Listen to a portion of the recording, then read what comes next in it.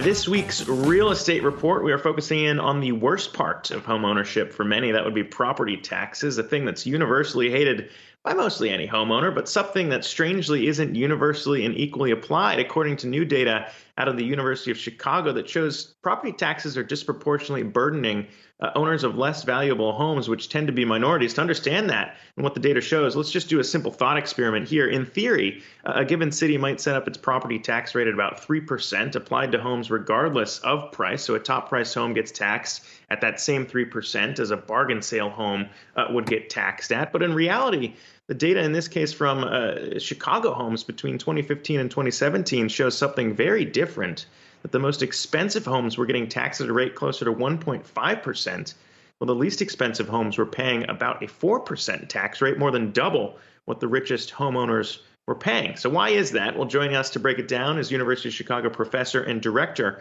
at the Center for Municipal Finance, Chris Berry, joins us now. And Chris, very interesting data you had in this study here. So why is it that richer homeowners pay fewer in taxes here?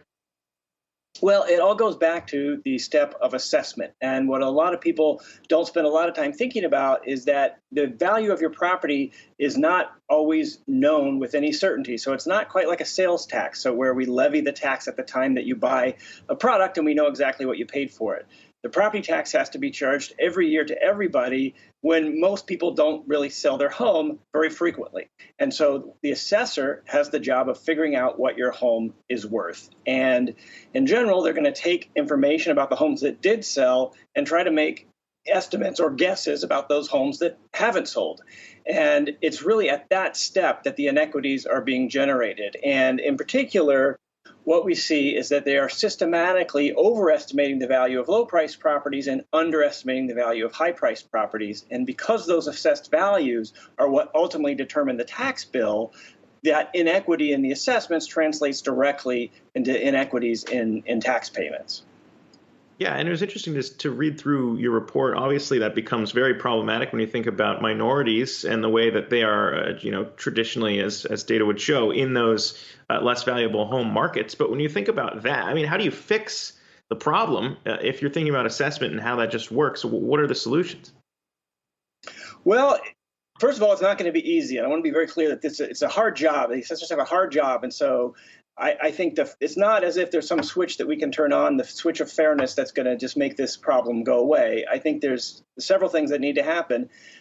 Assessors aren't always working with the best data. And, one of the things that's really at the heart of this is there are many features of homes that buyers and sellers can see that the assessor can't see. And, for example, interior features of the home.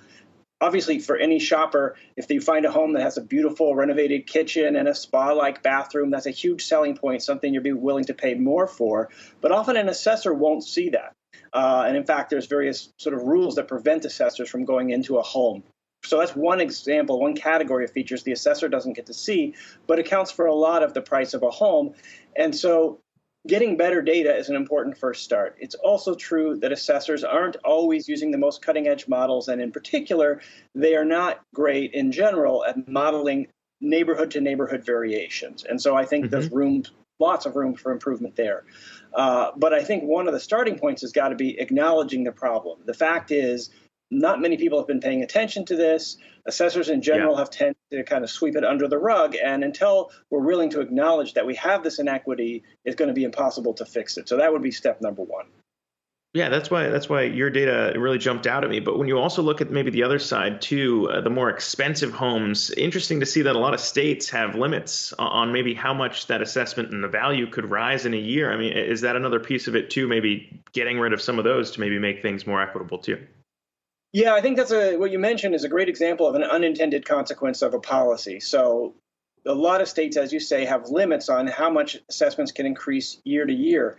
And these limits were put in place with the intention of protecting people from skyrocketing property taxes if they live in a market where home values are appreciating quickly. So particularly, for example, people living on a fixed income, we wanted to protect them from having their property taxes increase rapidly. And so these caps were created. But, one of the things we find, and it would be particularly true in a place like New York, that the caps end up benefiting most the people with the most expensive properties, which wasn't really the intent, but that's how it's played out. And certainly in some markets, particularly the rapidly appreciating markets, this contributes in no small part to the overall inequity.